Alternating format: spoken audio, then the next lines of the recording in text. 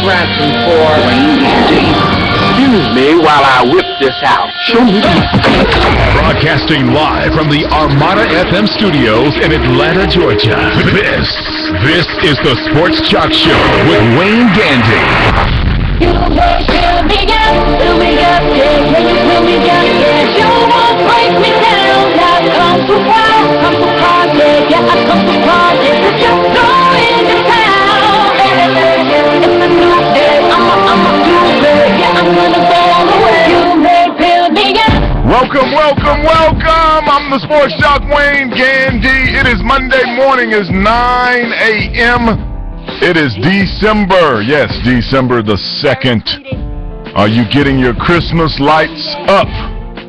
I know it's taken me a long time to get mine up, even though I don't hang them. Ray, see, you already starting wrong, Ray, when I said take a long time to get up. We're having a holy show today, as y'all said. The Catholics and everybody else will be on today. That's a lie. You know the Sports Jock is always going to keep it real with you. We're going to do 3 hours of Auburn coverage. That's all I'm going to talk about. Auburn, War Eagle, more Auburn, some more Auburn, and some more Auburn. I got Auburn fans in the house. They have converted. They are finally believers. The Auburn Tigers will be here this Saturday in the SEC Championship game over at the Dome, 4 p.m. CBS. It will be rocking and rolling. I will be there. I'm hoping it does not rain so I can have a huge tailgate. I'm going to have one of those tailgates that you see football players have in movies where it's like caviar and crab legs. I'm going all in on this one. So rain gods, please back up so I can spread it out for my fans. And a good morning to you Auburn fans. Thank you for having me on the plains. It was great. A great environment. But before we jump on Auburn, and before I introduce my two co-hosts, and we have a beautiful co-host back, and we have a new co-host, and he thought I was talking about him when I said beautiful, but my name is not Jason Collins, it's Wayne Gandy. Did y'all get that? I got to say something to you Atlanta Falcon fans. We're going to talk about NFL in the 10 o'clock hour. All week last week, no matter where I went, everybody kept saying they want the Falcons to tank the season. Listen to me. Winning is a mindset. And you never want to go out with this attitude that, well, we'll just lose our game so I can get the first pick. And then we'll pick up our winning ways next year. That's not how it works. If you watch a lot of teams, they were doing pretty well at the end of the last season.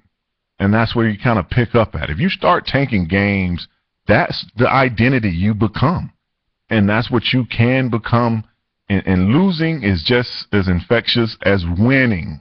Some teams just, and we're going to talk, and I got a clip of Joe Hayden from the Browns and his emotional outburst at the end of the game where he's just tired of losing in Cleveland. And that's it's perpetual, man. I know you don't think that. You think it's like, oh, that season's over, let's start over. But if you're the Falcons and you got all these players that you're going to bring back, you want to win and play hard and build from there. Just wanted to say that because everywhere I went, even when I was at the Auburn game, the Falcon fans was like, hey, we should just lose all the rest of the games to get the first pick. Well, some of these games you're going to lose anyway. It ain't got nothing to do with whether you want to or not. Yesterday they did win up in Buffalo. But as I said, we'll talk about that and much more, the NFL and the 10 o'clock hour. We're also going to talk about the BCS in this first hour. Coaches grabbing players, coaches bumping, throwing cups on the floor. I mean, we got coaches in the news, so we're going to hit that as well. And later in the show, something happened at the end of last week when I was taking my headphones off. The Sports Jock is like 29. Look at Chris over there. No, I'm not. Sports Jock is, I'm a little long in the tooth. But my producers, I found out they all buy their underwear in 3-packs. And it was just astonishing that 40-year-old men still go to and buy 3-pack underwear. I don't know, but we'll talk about that. Can you really be a man buying 3-pack underwear? You can, Ray? Oh, I didn't know that. So but we'll talk about that and much more. We have a new person to the Sports Jock Show, not new to the Atlanta area, been in the media game here in Atlanta for the last 20 years. I've worked with him on the SEC wrap-up show with CBS, and I see him everywhere. There's a sporting event. Now, Dantana's, he doesn't even know I saw him with his cheating on his wife at the Hawks game the other night with his 2 daughters. See how I cleaned it up? Yeah. See how their minds go? They just think he was with his daughters at the game. Was that not right, Chris? That is correct. Date Chris night. D'Amino. Daddy date night. Daddy date night. The Mavs took on the Hawks last Friday night. Good game too. It was a good game. Hawks show a lot of spirit, a lot of fight. But we got Mr. Chris D'Amino in the house. Good morning and welcome to the Sports Jock Show. Well, thanks very much. I was trying to figure out with that 29 thing. What did you play in the league at 8?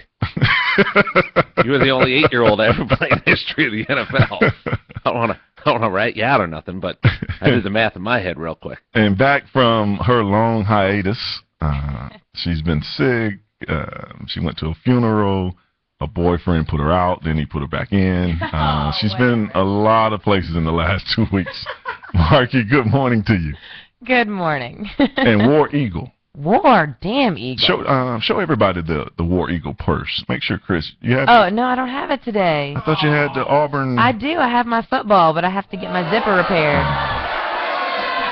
I got to ask something. She went to a college down the road from Auburn, so. Yeah. It's We've only known each other 8 minutes. I can't imagine anybody putting you out.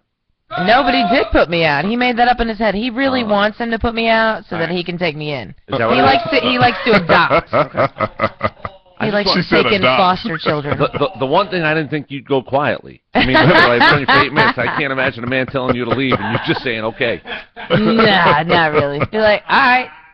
But I would say okay, but, if you have a key to the house, you can say okay quietly, and then you can come back. You know who Miranda Lambert is? Oh, yeah. All right. You know what her solution to that is? Yeah. Kerosene. There it goes. Gotta go. You're not violent, are you, Marky? No. Yeah, that's what they all say right before they kill you. Let me tell you, my wife and I have a rule. This is a rule. We're married almost 15 years. Here was the deal. You can fool around if you choose. Just call me beforehand. Then I'll just take your stuff and I'll throw it out a window. That's fine. It's over, but just call me beforehand. If you don't, I find out, it's all gone. You got nothing at that point. It all just goes up in a big old ball of flames. That don't make me want to get married. Seriously. Keeps it simple. Well, I do not. 15 years, though. That's If everybody knows the rules. congratulations. Thank you. If everybody knows the rules beforehand, nobody can say they didn't. Yeah, we got like 4 divorcees in this room. All these. Well, listen, I'm not telling you I didn't participate in one of those. Oh, you? Yeah, I'm on number 2. He's like, I had to learn the first time. Absolutely. Oh, but we are here. I went down to the Auburn game. Great game. It was a classic. I thought my win 20 years ago, my 93 team, we went undefeated. We beat Alabama in a dramatic fashion as well. But sitting there watching this game, it truly brought out of me that old college feeling. If you're ever played a sport, especially professionally, you always go to games and you try to be cool, like, yeah, I'm too cool for school kind of way. But when that kid, Chris Davis, ran that ball back, let's show you what the Sports Jock was doing when that happened. You don't have my video. This is what I work with over here, Chris. I asked you, did you have my video? Where is it? See, what had happened was... You can play that. I love seeing this play.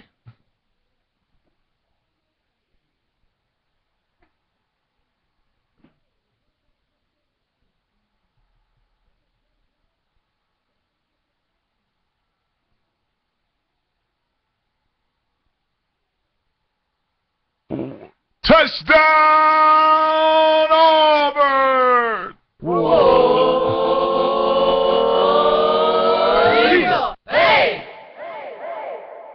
And And here's the sports jock and his reactions to this great play.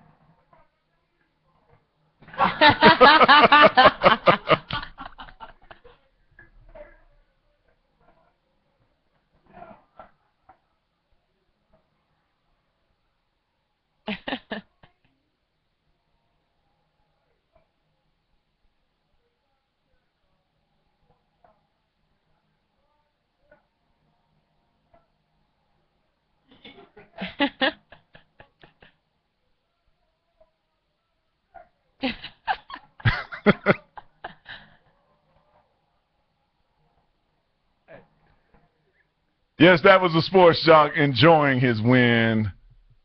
Chris, Markey, I know you're over there jealous. Oh, yeah. It's a great moment, Chris. We're going to talk about that and much more in the BCS when we come back from commercial.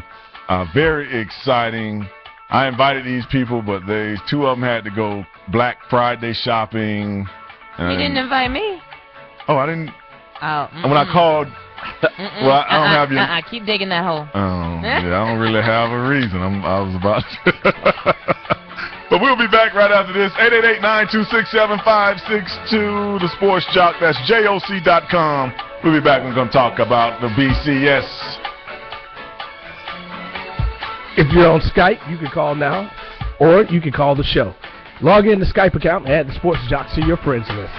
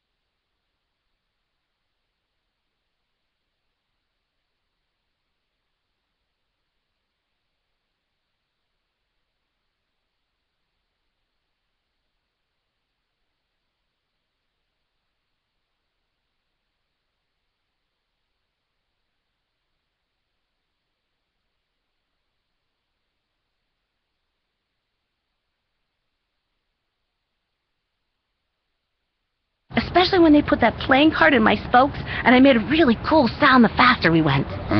Well, could you get my tires a little air, dust off my seat, and remind the kids how fun I am? Okay. Oh, you are dusty. Yeah, and I may need a couple of bolts tightened, too. Now let's go. As Native American parents and caregivers, our encouragement to healthy lifestyles for our kids is helping them get outside and play. Get ideas, get involved, get going at letsmove.gov/Indian Country. Brought to you by USDA, HHS, and the Ad Council. Ice cold brew!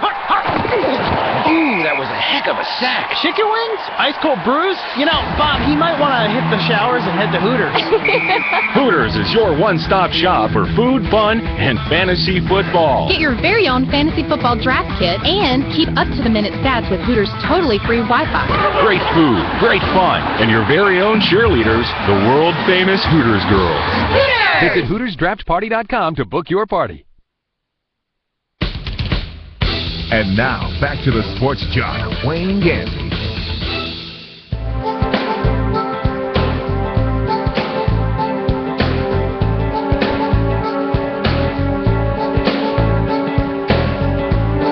Welcome back to the Sports Jock Show. I'm the Sports Jock, Wayne Gandy. If you watch my reaction clip to the Auburn game, you heard me use the word MF in there. Trust me, if Moses would have been there, he would have said MF.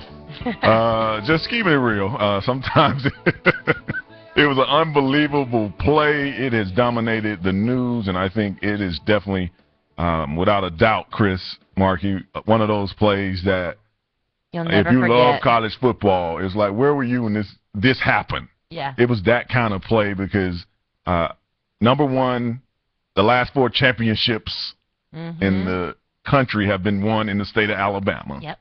Maybe arguably the greatest rivalry. You know, everybody has the Ohio State, Michigan, who is it, Stanford, Notre Dame, Florida State. So you had a rivalry game. This is happening. So many big plays here and there happen. And then Nick Saban decides to go for a 57-yard field goal. Now, at that time, Chris Markey, I'm sitting there telling everybody that wants to hear, I would throw a Hail Mary. Yeah, exactly. I would throw a Hail Mary based on how my kicking game has been going today. Or didn't go. Or right. I've had a block. I've had 2 misses. I don't criticize Coach for doing it. If any criticism was somebody was supposed to tell his field goal team to spread out. Be ready. To be ready. Let me tell you this. My biggest pet peeve in all of sports is bad clock management, or that moment when you go, that guy did something out of the ordinary because the moment was too big for him. That's what I look at. People, that's the definition of a choke. You do something you wouldn't normally do because of the situation became too big for you. I don't blame Nick Saban for attempting a field goal. I just don't. I'm sorry. You want to throw a Hail Mary, that's fine. I'll take that as an alternative. But he's got a guy who can kick at 60. We damn near saw he can kick at 60. I'm going to give credit to Auburn, whoever put the young man back there. Whatever coach said, by the way, this is what we've talked about. Do you know how easy it would have just been to say, throw 11 up and try to block it? Just try to block it. Make sure it doesn't reach the goal line. That would have been the natural thing to do. Right. Give credit where credit is due.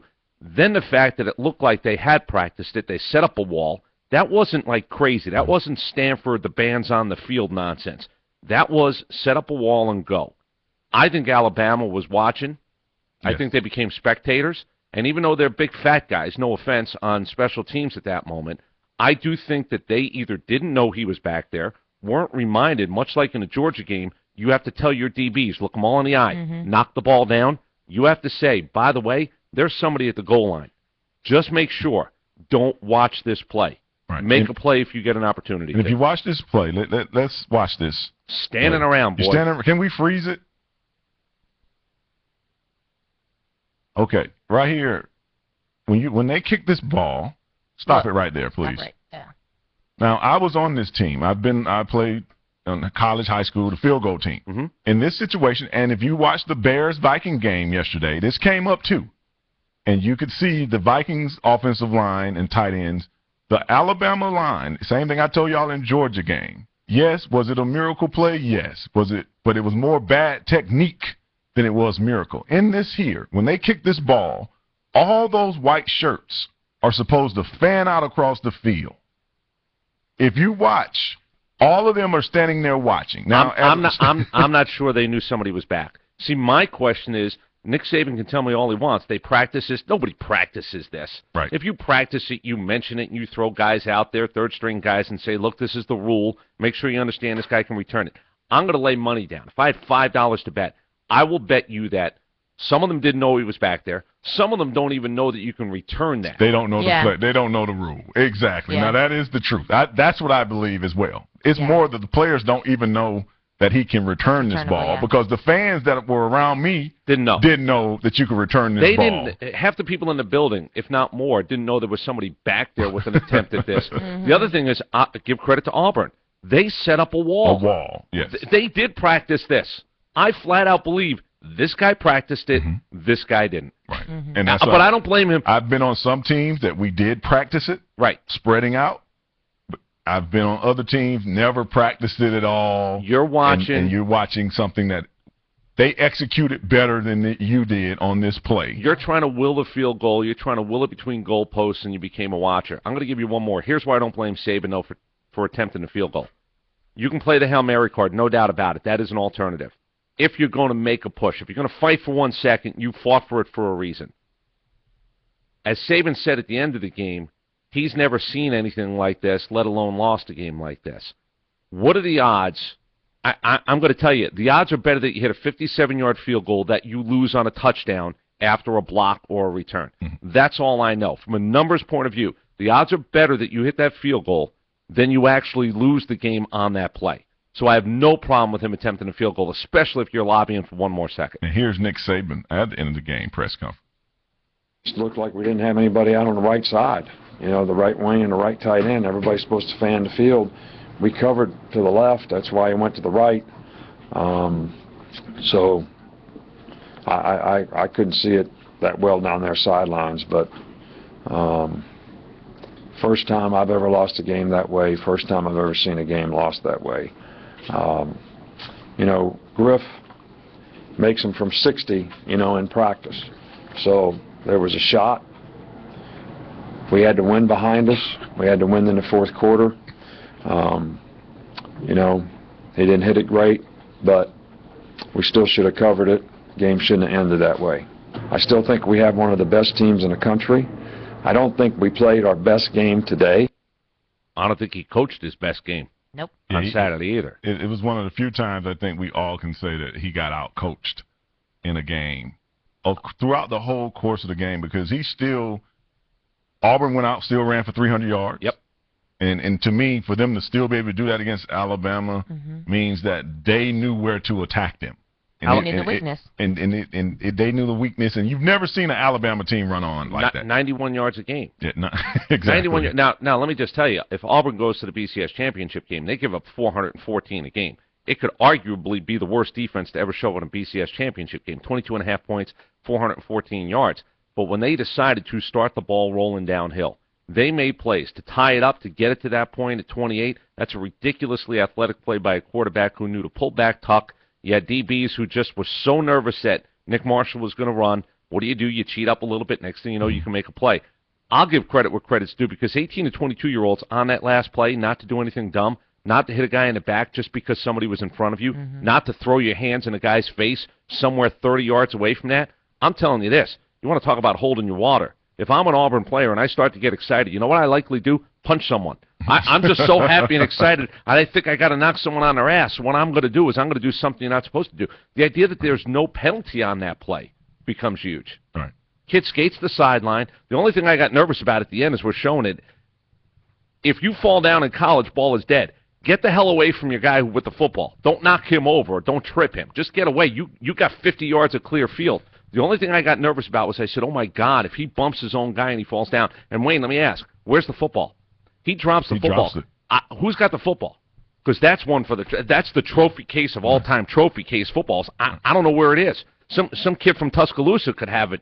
He could be burning it in a fireplace on Saturday night when they start to storm the field. I tell you, my running back, the friend that was in the video with me, James Bostic, he ran the game-winning touchdown when we beat In Alabama 93. in 93. Yeah.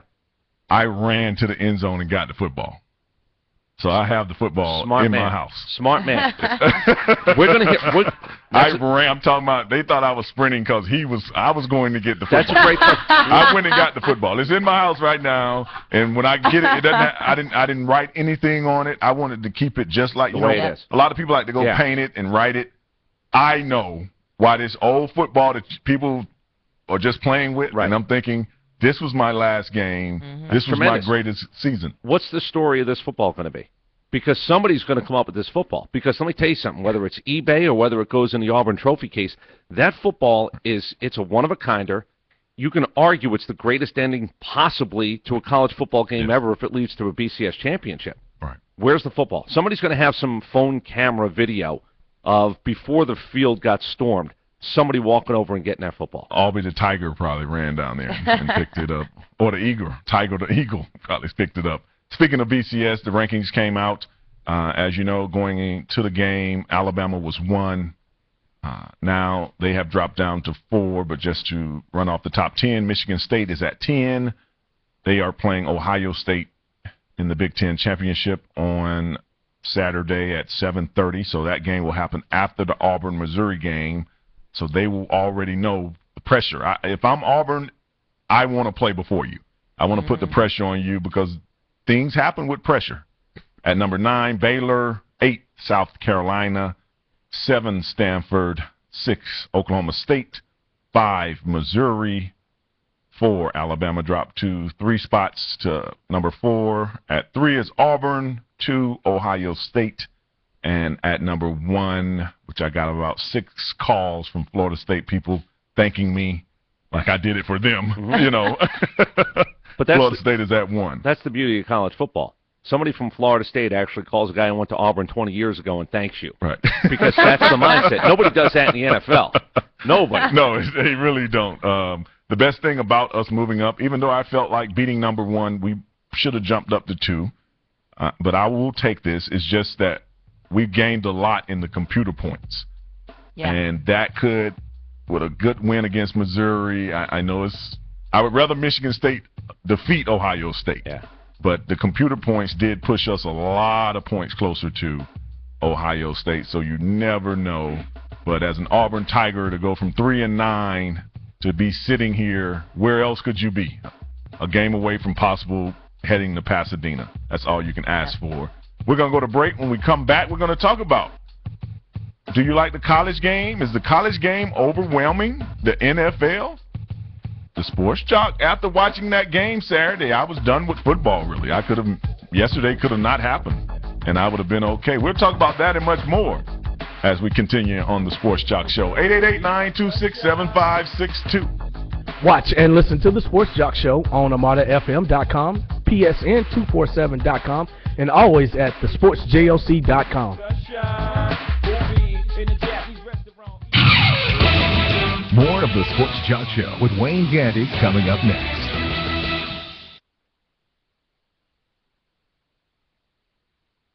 Your busy lifestyle demands performance. Energy drinks and shots can be an acquired taste and can cause jitters, crashes, and even stomach discomfort. The new 8-Hour Energy Patch is the natural, sugar and calorie-free alternative to energy drinks, shots, and even coffee. It's the only energy that sticks. Just 2 time-release patches will keep you going at work, the gym, or even a night out. No unpleasant taste, jitters, or crashes. For a 12-hour boost, just add another patch. For only 4 hours, use 1. You're in charge. Visit 8hourenergy.com for more info and your free sample. Do not exceed 3 patches per day.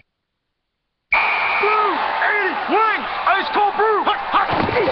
Ooh, that was a heck of a sack. Chicken wings, ice cold brews. You know, Bob, he might want to hit the showers and head to Hooters. Hooters is your one-stop shop for food, fun, and fantasy football. Get your very own fantasy football draft kit and keep up to the minute stats with Hooters totally free Wi-Fi. Great food, great fun, and your very own cheerleaders, the world-famous Hooters girls. Visit HootersDraftParty.com to book your party. This is Lisa Edelstein from House. On TV, the good doctors aren't always easy to spot, but it is easy to spot the good that Barasa Ware is doing as a local health worker in Ethiopia. Every day he helps the children of his village survive. When you help local health workers like Barasa, You're one step away from helping children survive all over the world. See where the good goes at goodgoes.org and find out all the ways you can help the good go further. Brought to you by Save the Children and the Ad Council. Remember when your neighbor found us naked in the car, and the time some outdoor action got us kicked out of the park? Getting frisky in the dark, I gave your eye a poke. I think the dog is also in the bed. Do I smell smoke, you and me? We never give up, you and me. We never, ever, ever give up. Getting hot and heavy with the whipped cream that we bought, undressing in the kitchen and then getting caught. So many things can go wrong, but we still can get it right. You and me, we're not gonna give up tonight. You didn't give up on sex. Don't give up on birth control either. There are more methods than you think. Visit bedsider.org to compare all the choices and put the bogus myths to bed at bedsider.org. Boy, we got options tonight. Brought to you by Bedsider and the Ad Council. Bedsider.org. And now, back to the sports jock, Wayne Gandy.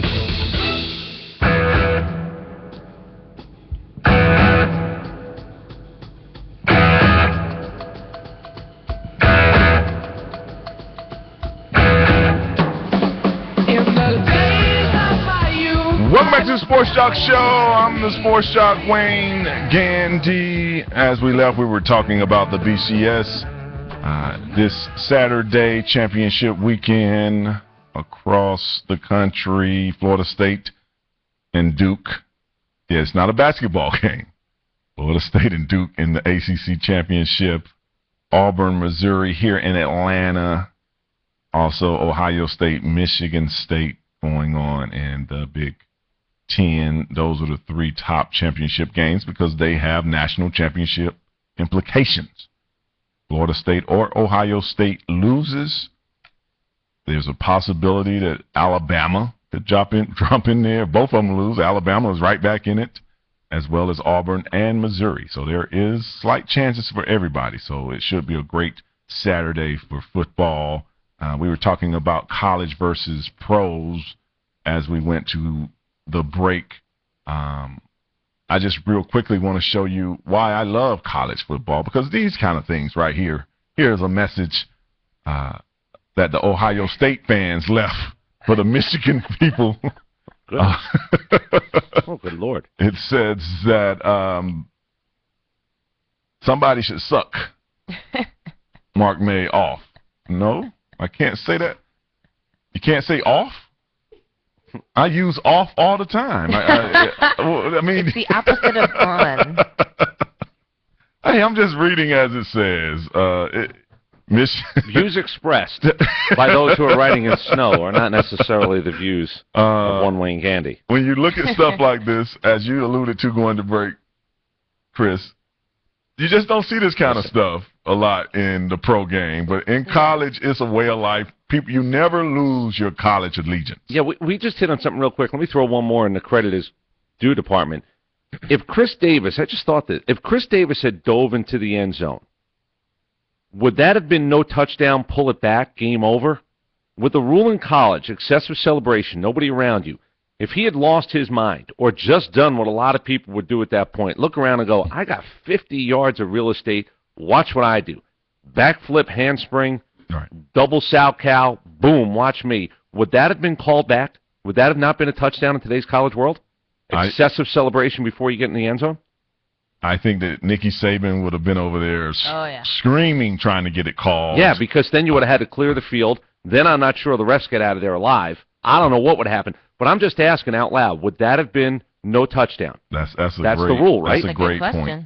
So give the young man credit for keeping his head on top of everything else, not going kind of crazy at a moment when he certainly could have gone crazy. He showed a lot of poise, and I think he was at the bottom of that pile for about 20 minutes. That's when they got up to interview. Yeah. He seemed like he had still been running, so I think they just piled on him the whole time. But he definitely is now in Auburn folklore. Like, he will be a guy that will remember forever with this play. Mm-hmm. Chris, Markey, the college game, the way that it's set up, where one loss throws you completely out of hopes for the most part. 2 losses, you might as well just start playing for just a good bowl. Yep. One loss. Do you see, especially how the rules in the NFL has become, to me, and I love it and I still watch it, it's getting a little more entertainment types, interviews and less this focused rule, on the actual play. Yes. Yeah. Then it's more focused on what's other than the game. Yeah. Can you see people sliding away from the NFL to more college? Honestly, yes, I can, because I have. I've always been a big college football fan, but there was a point in time when I got really wrapped up in the NFL, and I'm a Steelers and a Falcons fan, and so I know my good and my bad seasons, and I know my good and my bad players. I've been through, the ringer with them. But there was a point in time when I really honestly got a lot of NFL traction, I guess, but because it was more focused on the game. But now, in the past few years, it's really become focused on everything outside of the game. What are the players doing? Who's getting arrested? Who's, with all the shows that they have on their preseason now, it's really focused on, unorthodox things as far as the NFL is concerned, whereas college, it's always been just the football season. There's not really any focus outside of that. Yeah, you hear news like you do everything else, but you don't hear about the things outside of the game during the season. I think they have to worry a little bit about oversaturation, no doubt about it, but it's as simple as this. I moved to Atlanta 20 years ago, and I came down as an NFL fan. I was a Sunday guy as opposed to a Saturday game. Why? Because Saturdays where I'm from didn't matter. Every once in a while, you'd root for Penn State, or you'd see West Virginia or maybe Syracuse, or you'd watch the game of the week and watch Nebraska and Oklahoma, so you were living vicariously through others. Yeah. Well, somewhere around 10 years ago, it switched for me. Saturdays are more interesting than Sundays. I'm not telling you the pros. I understand it. The best players get funneled down into the NFL. I'm not telling you the quality of the player isn't better, but you can lose 7 times in the NFL and be a Super Bowl champ. Yes. Lose 7 times in college and you're looking for work. Yep. I mean, so I'm sorry. Everybody. The idea of the day-to-day and the raw emotion of it, I believe this. I can MF my pro team. I could be angry at them, and I can come back. But I probably don't come back with as much emotion as I do with the college team that I root for, whether you went to the school or not, or whether it's just the school that you adopted, or you decided to cheer for the team that your father hated. Whatever it is your reasoning, when it comes to the college and emotion, I do think emotion always wins out now. No offense. Red Sox, Yankees, Lakers, Celtics, they're rivalries, but I know how much everybody makes. I know that it's just different than the college game. The pros do a lot bigger and better. They don't do rivalries better. They just don't, because whether it's regional, like we were joking, Oregon State, or one of those, USC, UCLA, what does it mean to us? Well, I don't know. I don't have emotional skin in the game. It doesn't mean as much as the ones that I do have emotional skin with. The ones that I do, I'll flat out tell you that the 18 to 22-year-olds and the storylines around coaches, coordinators, and a city and or a state revolving around what happens with that team, that's bigger than what happens in the pros. It just is. It's bigger. And I think the NFL, one of the reasons they're moving the draft and moving the combine, they want 12 months out of the year. That's fine. It's $1 billion, 10 this year, 20 eventually when the contract runs out. But I do think there's a point of diminishing returns. I think the quarterback is too protected. People believe it's not the NFL anymore. I think the way the game is called, and it's about throw it and don't let defenders have a chance, I think that's going to tick away and chip away a little bit of the NFL mystique. I do think you can see a swing. Heavy as the head that wears the crown, you're not knocking college football behind hockey and soccer. Nobody's talking about that. I do think, though, you can get to a point of saturation with the NFL and the storylines. Yeah, I think the play of the NFL, too, because you go to – when you get to that next level, there's higher expectations. And so many of these players, I was sitting there last night thinking, if I was making a superstar list of 30 and under in the NFL, the list would be real short. Real short. Whereas most of the stars that you know are older players, because there's been so many young players that just fizzle out. It's like, where are these guys? I saw that Ken Dorsey plays for 49ers, and I remember him being at LSU, and he was a big deal. And I think what you're saying about the rivalries, the NFL doesn't even keep in-state rivals. I always felt like Tampa and Miami should play every year. The fan, you know, if you're not in the same conference, it's like you have to make your rival in the conference. Yeah, I don't want it to be, though, because to me that's fine. I guess you could do that. What does it really matter? It's only one of 16. Like in college, here's the thing about a good rivalry game, and this is why the Alabama-Auburn game the other day was the perfect example. There'll never be a better example, I don't believe, in my lifetime. The only thing that overrides my joy, the only thing bigger than my joy is your pain. That's a rivalry. That's what it comes down to. I'm sorry. Don't tell me the Lakers and Celtics and the Yankees and Red Sox, as good as it's been at times and as exciting as it's been at times, it's not as raw emotionally. They're grown-ass men getting paid. It's different. It's a different story. And the NFL, Pittsburgh and Baltimore don't like each other. I agree with that. Yeah, we didn't like each other. Right. Yeah. You don't like each other. At the end of the day, let me tell you what you're doing. You're standing next to that guy in Vegas in the off-season. You're eating wings with him one day during the off-season. Right. You don't like each other on a given Sunday or two. College, man, it's different. Yeah, it is different. It's different. And I tell you, I did learn that going to Auburn because you do have places like in Alabama don't have a pro team of any sport. Exactly. And these people live on the hinges of what this game is going to produce. Oh, think about Thanksgiving and Christmas. There are mixed marriages that you got to deal with. Oh, my God, what's going to happen at Christmas? Yeah. I know what's going to happen. My team won. I'm going to do a dance around the table. What are you going to do about it? Well, I know people in Alabama today who took off work because of the results of Alabama and Auburn.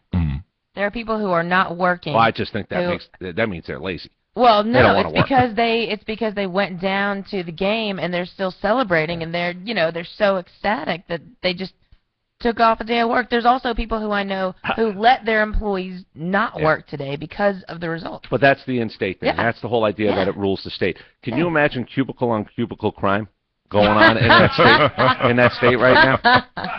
And in that state, you do have to choose a side. There is no, you cannot be gray. Who are you walking with today? And as I said a little earlier, when I got back here Saturday night, I drove back. Great game. For the first time, I could have missed Sunday's action. Right. I had been, my joy and my thrill of watching sport had been fulfilled in this one game. Yesterday, I watched probably 8 games, but I was just watching. Yesterday was a good enough. If I hear the final scores, that's all I really need to know. How did it affect the playoff picture? I don't necessarily need to be emotionally invested in all of it. Yes. Next year, as you know, college football is going to a playoff system. So right now, Alabama, Auburn, Ohio State, and Florida State would be intertwined in a playoff. Me and Chris believe maybe it should be played right after and not have a long break. We're going to talk about that and much more. We got some Coaches Interrupted coming up as well. 888-926-7562. The Sports Jock, that's JOC.com.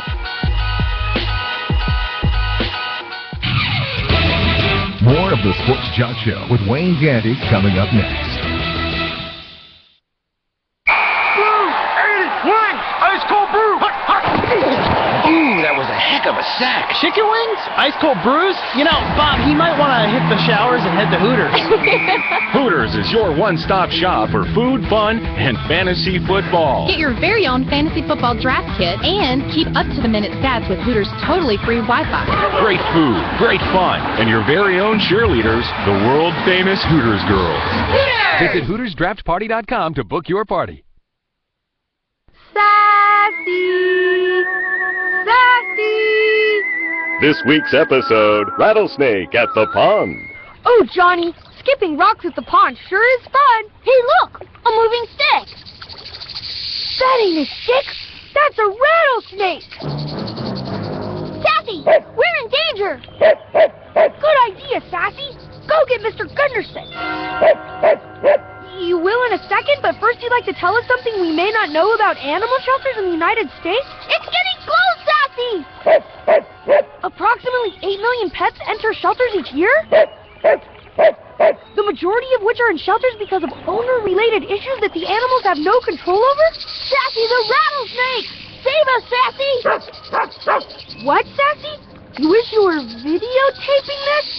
Sassy!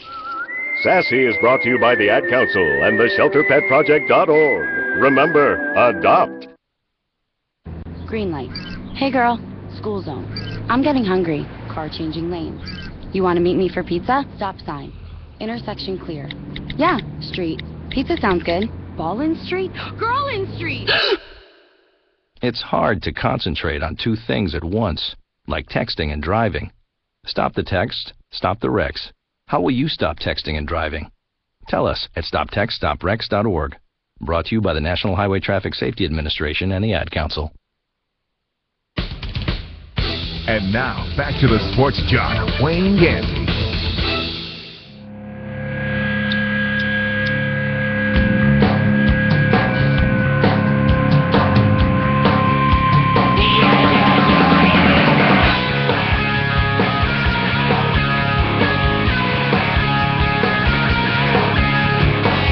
Welcome back to the Sports Jock Show. I'm the Sports Jock Wayne Gandy. Before we jump into what I call Coaches Interrupted, you remember Girls Interrupted? Anybody saw that movie? Angelina Jolie. Crickets, just me, huh? Oh, okay. No, I saw it. Oh, you saw it? I did. Oh, yeah. Heard a crazy best. Winona Ryder. She won an Oscar for that movie. It's still... And Winona Ryder hasn't been seen since. Right, she got busted for she got shoplifting. stole. That's what I'm saying. She saw that surveillance. And that was it. But it was some coaches last week in the news. Even on Thanksgiving, Coach Mike Tomlin, Jason Kidd. We're going to talk about that in just a quick second. But I mentioned the Chris Davis guy. Do you have that at the end of the game? Or is that video up? No, we're going to push on from that. See, this is what I'm working with around here, Chris. I'm just trying to find out. I'm just looking for a little bit of news myself. I'm sorry. Oh, no problem. But one of the big storylines of the week, as I was just mentioning,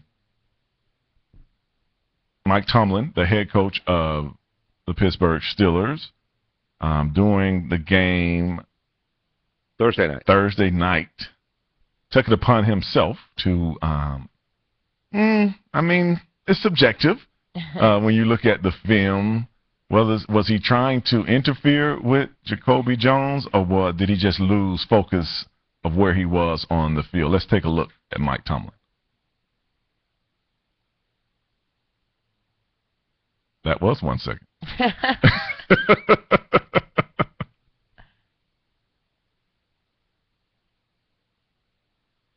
2 seconds. No. I tell you, just came over here and asked me, do you have any video over there that I can actually see? Thank you. There we go. See how I have to get aggressive with him. Here's Jacoby Jones.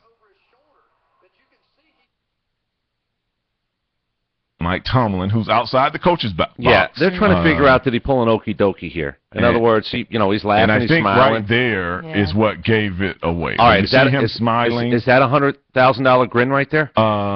It seems that's what the NFL is trying to get. They're saying that him doing that, and he seems to kind of see himself. Mm-hmm.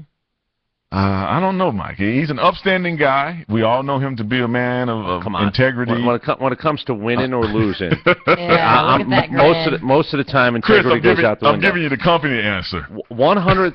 There's talk it's going to cost $100,000. There might actually be a draft pick involved. I don't know if the NFL will go really that far.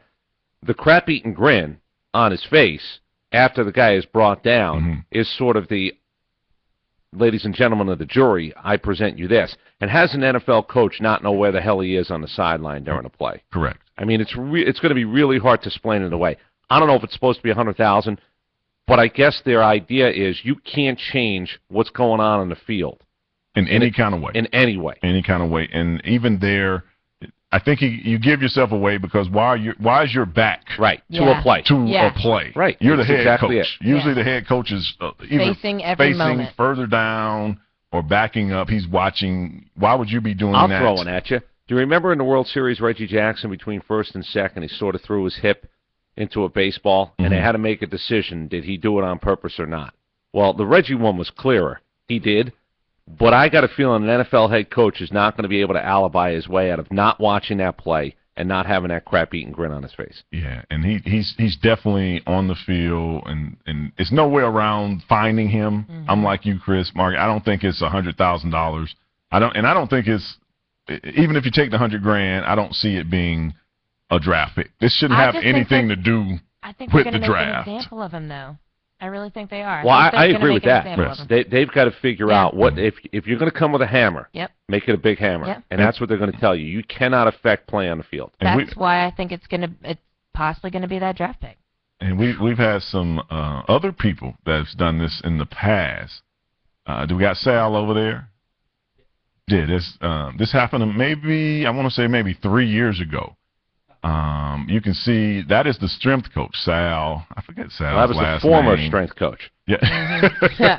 They tell you to go bye-bye after a move like this. He was my strength coach here at the Falcons back in 2007. After this play, he was let go by the Jets. For a year or two there, he opened up his own personal strength and conditioning place, and I think now maybe he's in the college ranks coaching again. But they fined him heavily. They fined the Jets for that as well. Yep. You can see that was an intentional leg sweep that he tripped the guy down. Also, that's an 8-year-old playground move right there. I mean, everybody learned that at 8 years old in the playground. And it's tempting when you're standing there. Yeah, it's a tempting thing. Absolutely. To try to act like something happened, you tripped and fell, and that's what happened. There was a play in a bowl game. And this is just just the gunner.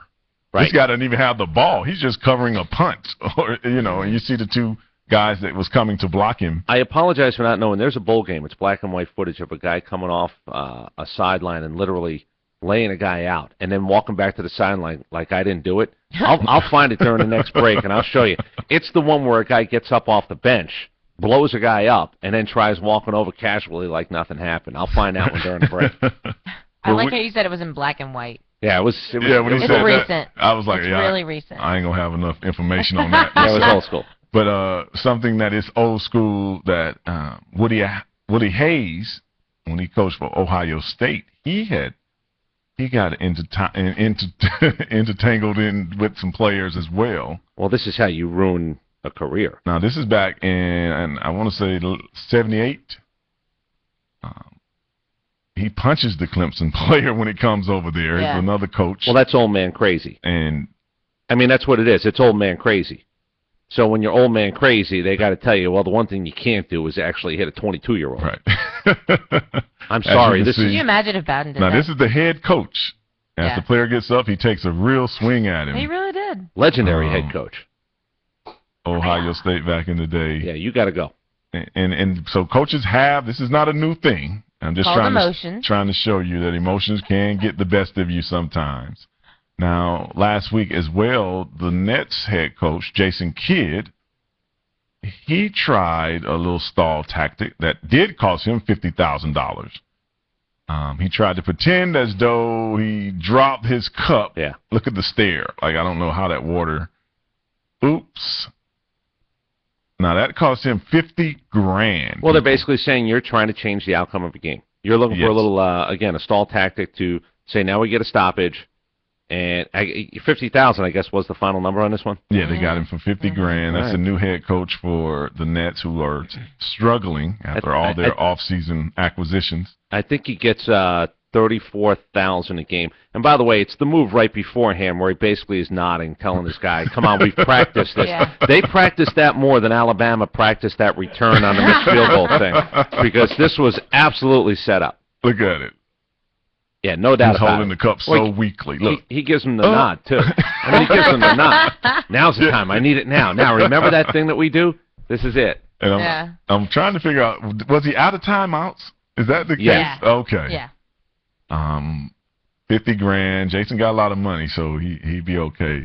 Doesn't have a lot of wins. But don't have a lot of Yeah. wins. That's what I'm about to say. No wins, no time. The Nets, equals cup. the New York area is screaming for some basketball because the Knicks lost their ninth game in a row yesterday as well. When's Kevin Garnett going to lose his mind?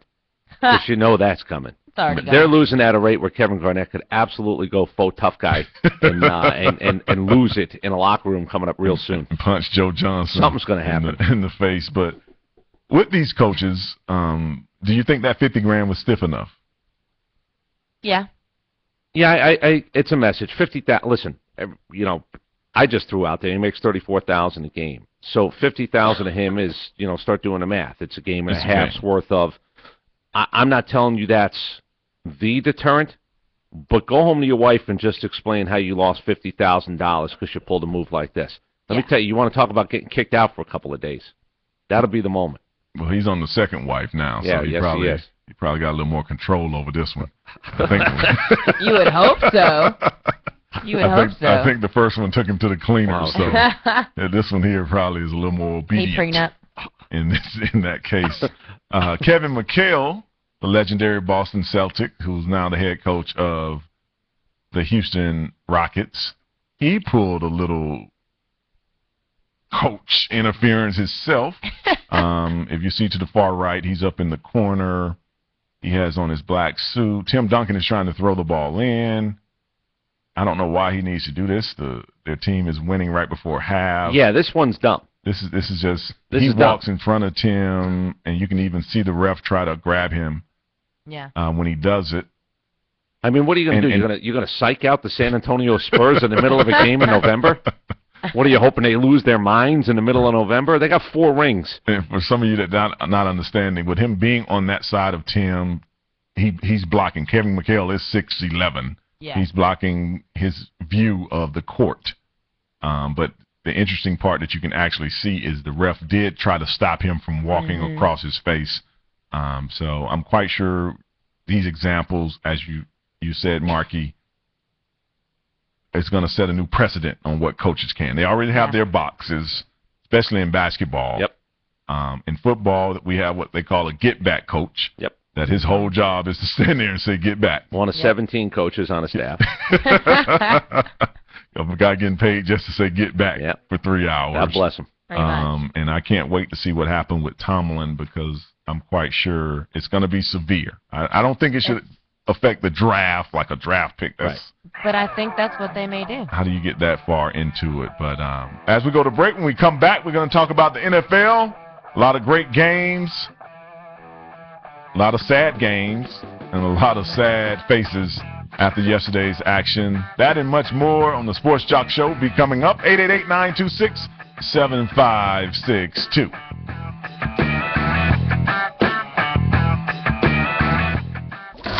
Can you tell if these vegetables are being contaminated with bacteria that could cause paralysis? Listen, you can't see it either.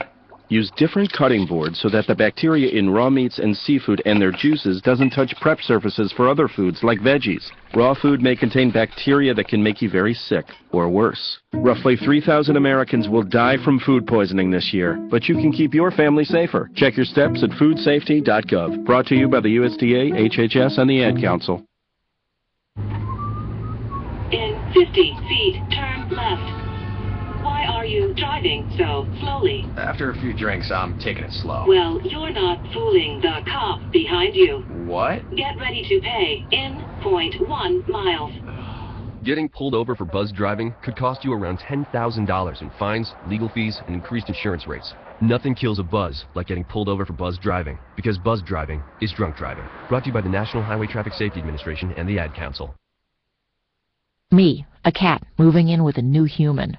It took a little getting used to. She has these weird games she likes to play, like this giant feather. She sticks it in my face. I swat it away. She sticks it in my face. I swat it away. It's almost like she thinks I enjoy it. But seeing how much fun she gets out of it, well, I guess it makes it all worth it. Humans. A person is the best thing to happen to a shelter pet. Be that person. Adopt. Brought to you by the Ad Council and the ShelterPetProject.org. Here at the GED Pep Talk Center, we've got a pep talk that can motivate you. Sometimes things don't always turn out the way you want them to. You can improve your future. Now get your game face on and take the first step towards a better life. Hurry up. Don't make me repeat myself. Whatever level of motivation you need, we've got a pep talk for you. Call 1-877-38-YOUR-GED or visit yourged.org for your pep talk and for free classes in your area. GED is a registered trademark of the American Council on Education. Brought to you by Dollar General Literacy Foundation and the Ad Council. Hey, there's my son. Hey, Dad. What's wrong with your voice? There is nothing wrong with my voice. Well, it's just sort of. Hello, Dad. Susan? Guys, I think it's about time to get in the car and maybe see some green things. What are these green things you speak of? This weekend, unplug. Getting closer to nature can get you closer to your family. To find the forest nearest you, go to discovertheforest.org. Brought to you by the U.S. Forest Service and the Ad Council.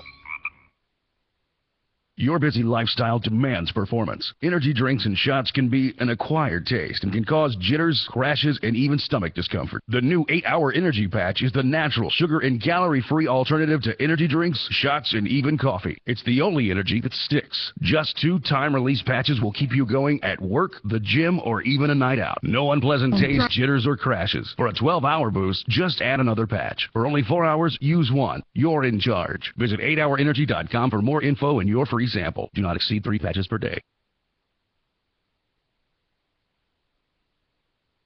Enough is enough! I have had it! Why so serious? And we hold the world ransom for Wayne Gandy. Excuse me while I whip this out. Show me the Broadcasting live from the Armada FM studios in Atlanta, Georgia. This is the Sports Jock Show with Wayne Gandy.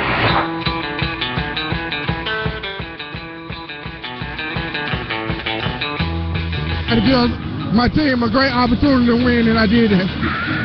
The ball was in the air, coming towards you. What was in your mind? Catch it and run.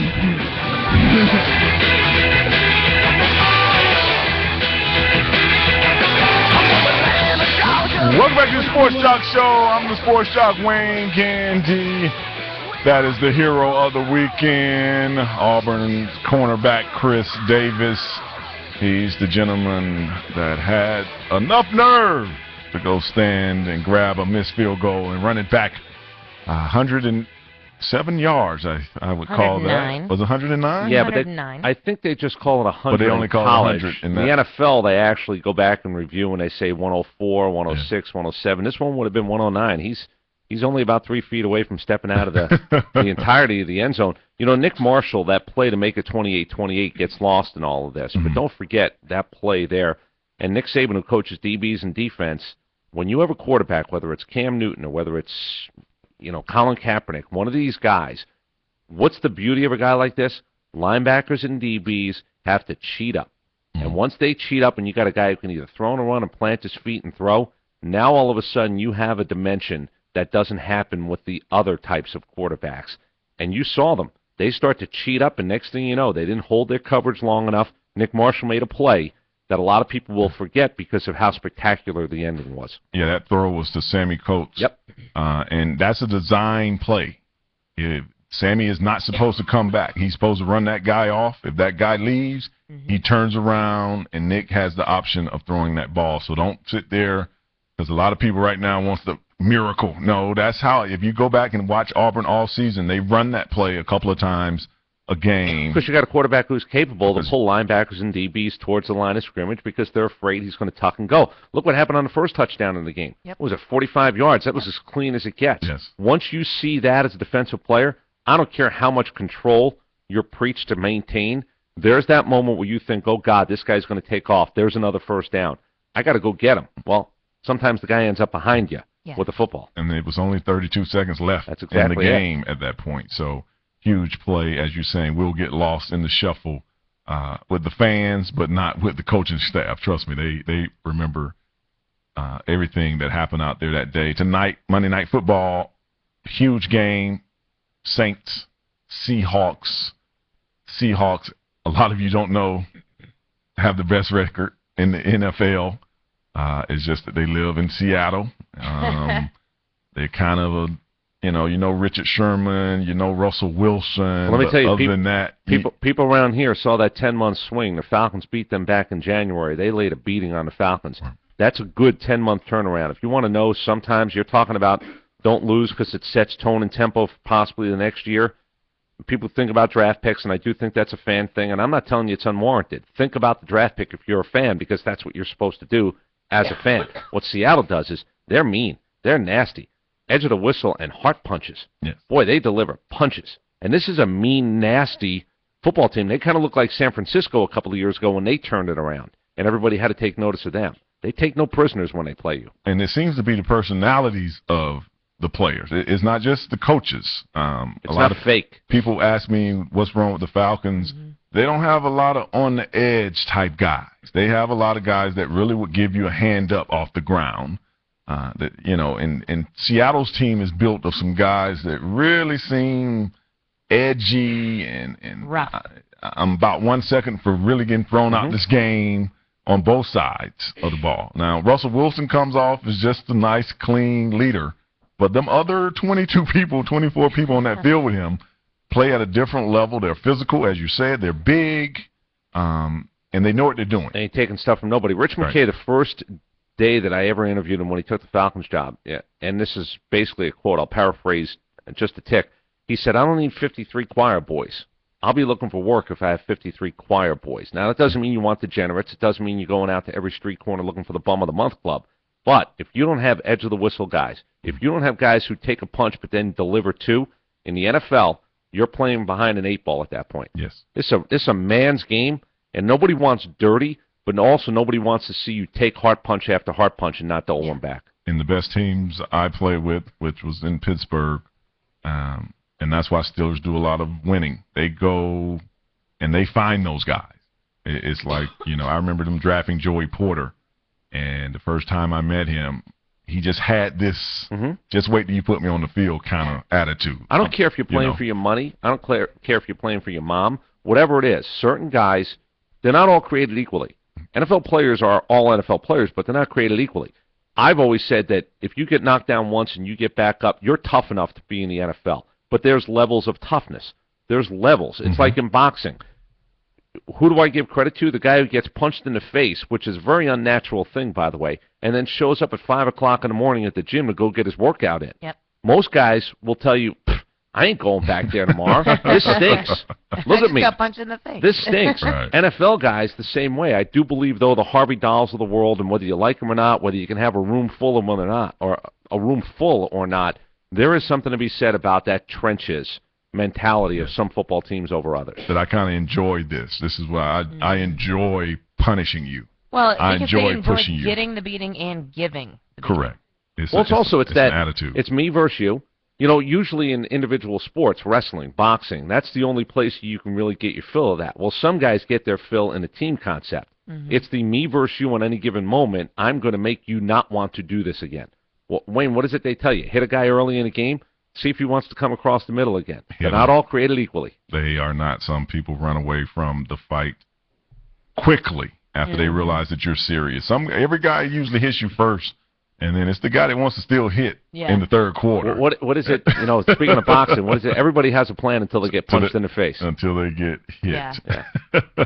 Yesterday, Carolina taking on Tampa Bay. We're going to start with the Panthers, not the Falcons, you Falcon fans. The Panthers, who were 1-3 at one point, and we all thought, another terrible season for them. 8 games in a row they've won. They're 9-3. They beat the Bucks.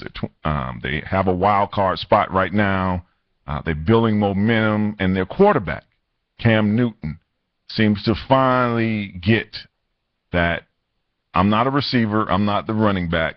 I'm not the Showtime cornerback. I am the quarterback.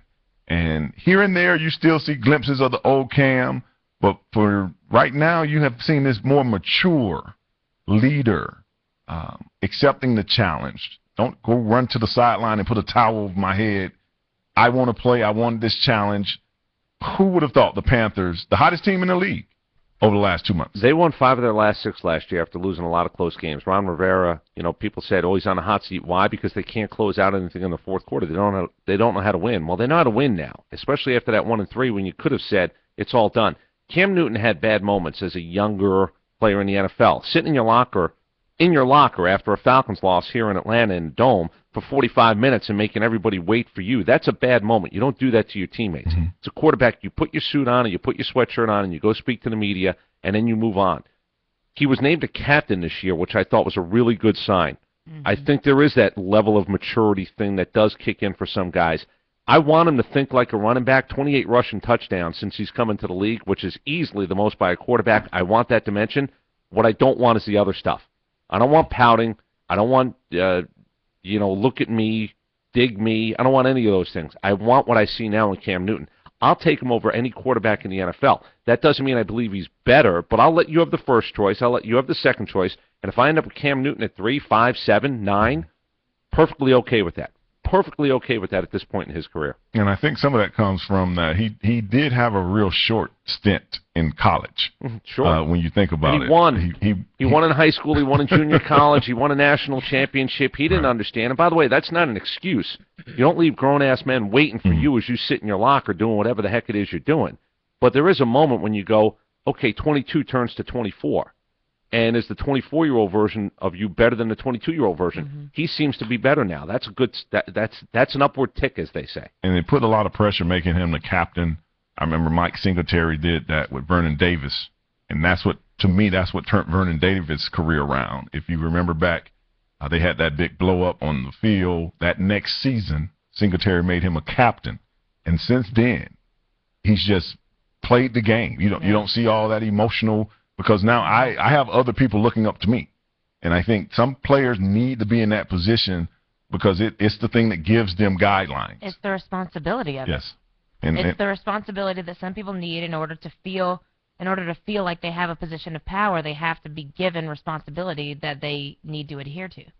And here's Cam. They need to get a title. We do have video of Cam after the game. Do you? I don't know. This guy doesn't. War Eagle. War Eagle. War, dang, Eagle. No, it's damn. But in other news, we did have a great win today in the football. So what was your reaction during that run back last night? Let's just say, it was rather exciting to see.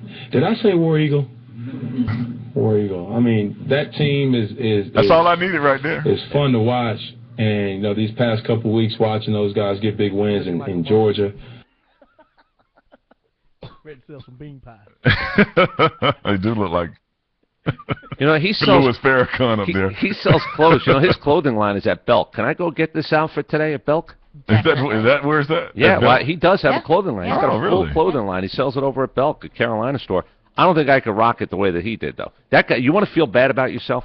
Stand next to that man. Wow. He's a tall, big kid and tough. I think that's why I would take him. If you're going to have a little running back, a 6'5", 260-pounder is not bad at quarterback. As you can see, RG3 is not doing well with those hits. Exactly. We're going to talk about that and much more to NFL when we come back right after this quick break. 888-926-7562.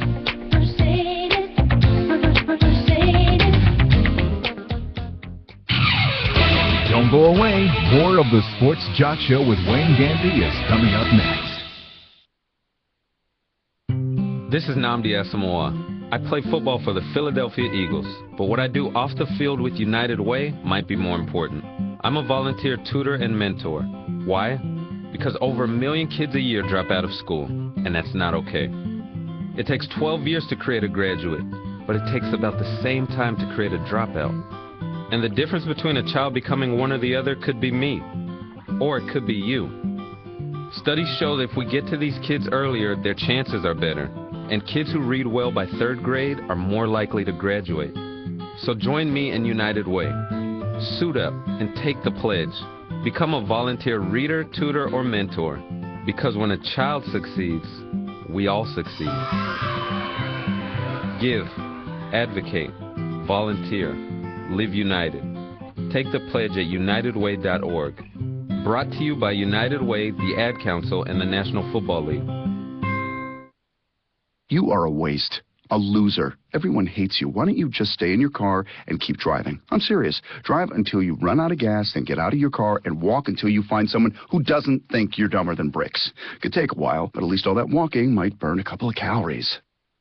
You may not witness bullying like this every day. Your kids do. They want to help, but they don't know how. Visit StopBullying.gov to learn safe, simple ways your child can help stop bullying. Be more than a bystander at StopBullying.gov. A message from the Ad Council. And now, back to the Sports Jock, Wayne Gandy.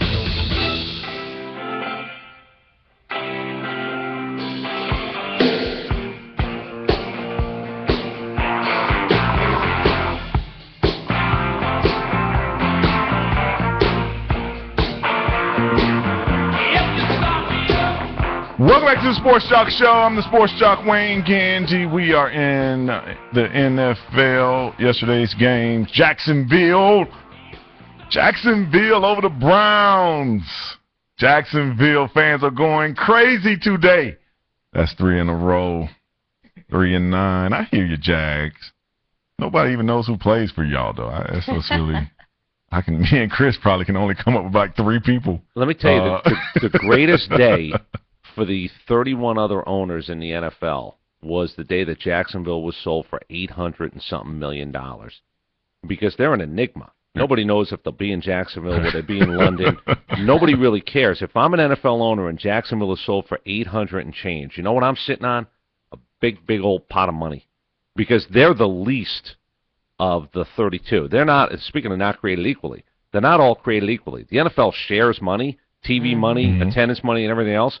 But whether it's TV games, whether it's attendance, whether it's a few other things, Jacksonville is the lowest if there's a pecking order in the NFL, and they're worth almost $1 billion. It must just be the water. It's incredible. You know, having a city right next to the water helps in a lot of that. But I still think they need to move to L.A. I think if they're going to send a team to L.A., Jacksonville would be it. Because they need to do something because they're horrible. Their fan base isn't growing. Right. Their owner says they're there for the long haul. diminishing. Remember this. He's got a bunch of European businesses. You know, London, I think a lot of people believe in. I almost said Paul Tagliabue, but Roger Goodell is to blame. I'm old school. I'm old. Roger Goodell said London and L.A. So once your commissioner says that, of course, who are you going to look at? Well, is Pittsburgh moving? No. I can give you all the no's. Yeah. Jacksonville seems to be the least likely. The thing I'm kind of curious about is, could you actually just put expansion teams in both of those cities? Because if I'm an owner, I got to figure out if cutting up the piece of the pie 2 more ways is not worth it. It would cost $1.5 billion to go put a team in L.A. It would cost somebody. It would cost somebody $1.5 billion to put a team, if not more, to put a team in London. The owners get to split all that money. If somebody moves, they don't get to split the money. So there's the other part of it. Could you expand to 34? Have bye weeks every week and just say, look, this is what we're going to do. We're going to take $3 billion in expansion money instead of moving people.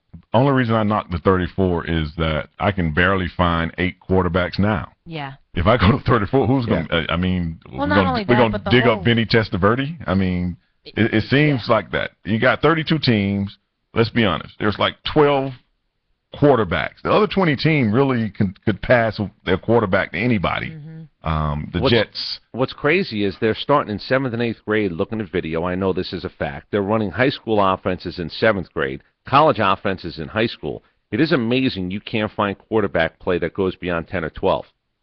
It is. Right. It's amazing that you can't find more than 10 or 12 who can do it for a 4 or 5 year run and have people point at them and say, that guy's okay. But it's not only the talent, it's the stature. It's that type of person that you need, that height, that stature that comes with that knowledge. I mean, look at Tebow. He was great in college, but the thing is he didn't have the stature. He had the knowledge, he had the skill set, but he just didn't have the talent, the natural-born talent and ability to do the job in the league.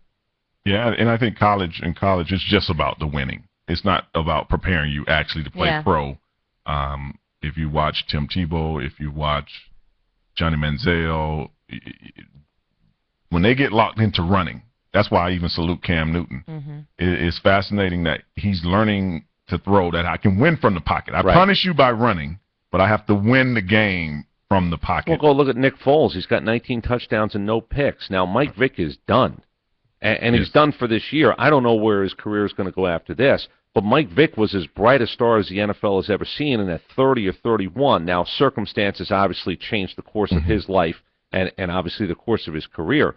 But I can't get Mike Vick onto a field because a kid named Nick Foles has thrown 19 touchdowns and no picks, and Chip Kelly in Philadelphia are a better team with this guy than they are with Mike Vick. Right. And so now durability. So now you're taking a superstar. Right. You couldn't trust him whether he was going to play 12 games a year, but you're taking a bona fide superstar. Now, again, life changed a lot of things with him, But now you got a guy who you say when it goes away, it also goes away. That's why the Peyton Mannings and the Tom Bradys and the guys who do it to their mid-30s, it's guile, it's luck, it's health, but there's also something. They have whatever it is, and there are, to your point, there aren't a lot of it guys, it seems, playing that position. Yeah, because the first thing, and I tell everybody this, a quarterback, his brain is his most important tool. It's not his arm, it's not his height. It's how does he think? How does he see? Can he see things unfold before they happen? Can the game slow down? Exactly. Yeah, because really what it is everybody says, well, the game slows down in your second, third, and fourth year. Bobby Hebert told me something really interesting. He said, I wish I known now at 37. I wish I knew it back when I was 25. He said, I would have been all everything. He said, but the problem is at 37, I'm so beat up. Everything takes a second longer. Everything I know is coming. You know, guys my age who play pickup basketball, this is when you stop playing. You stop playing when you're standing in front of a guy playing defense. You know exactly what he's going to do, and the next second he's by you. If I know what you're going to do, but I can't do anything about it, that's when you know that moment is gone for you. You're past whatever it is your physical prime used to be. And I told, I was watching the game with my mom last night, and I told her, I said, the biggest issue with the young athlete now, they all want to just play the game physically. None of them play it mentally. It's like they don't waste any effort watching the play. Like, I should know that this receiver is either going to do this or that. None of them play the game in their head. You know what it's it is, always with their feet. Because I run a 4.2, and at the combine, I jump 50 inches. But can you teach an 8? You know, that's one of the great debates of all time. Can you teach that instinct? I don't know if you can teach an instinct. I don't know if you can teach an 8. I honestly believe that whether it's 4.4 speed or an ability to see things, I think some guys are just touched by God. How does somebody throw a baseball 95 miles an hour when the average guy can throw it 65? I don't get it. And if you want to tell me it's something bigger than this, that's fine, genetics and everything else. But I do believe that some guys are actually touched by God, or whatever force you believe is bigger, and says, you will have this skill, and you'll be in the 1% of the 1% of the 1%. I also want to make a point about, you know, the quarterbacks and everybody in the NFL who there's no apprentices anymore. If you look at Aaron Rodgers with you know, with Brett Favre and everything, there's nobody who you're able to sit back and, because Aaron Rodgers even said that sitting was part of the most important development factors that he had in his success as an NFL player. He was able to watch Brett Favre. He was able to study the defenses. He was able to do that for 3 years. You don't have that now. You have these guys coming in, like Tebow, like Cam Newton. GMs and coaches don't have 3 years. Well, no, but yeah, you don't. That's the problem. Yeah. Listen, I agree with you. Yeah. If you wanted to tell me the thing that I could do to actually sustain my long-term success, I'm going to draft a quarterback and he's going to sit for 3 years. You know what the problem is? I could be fired before he ever hits the field. Well, not only that, but then you don't have the quarterbacks who are able to sustain for them to have that backup opportunity anymore. If you look at all the quarterbacks now, I mean, you look at, you know, Cam, he's the starter. He's the captain. He's it. Day one. Day one pressure. Yeah, and you don't have that chance to go through a camp and to learn and to kind of develop your skills anymore and hone in on that. You're just thrown into the fire. Let me tell you, it's the most scrutinized thing in the world of sports, the drafting of the quarterback. There's nothing more scrutinized. You know how often they get it right? 1 out of every 2. Yeah. Go look at first-round quarterback picks for the last dozen years. You know what the number is? 50%. And this is the most scrutinized.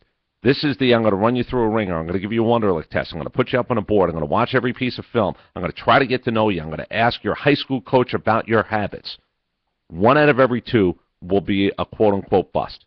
That's the reality of the most scrutinized thing in all of sports. Going back to something you said earlier, can it be taught? I know that it's not so much of the instinct that I'm talking about. I'm talking about the knowledge of what your position should be doing. I know I played with Jerome Bettis, who should go in the Hall of Fame to me next year.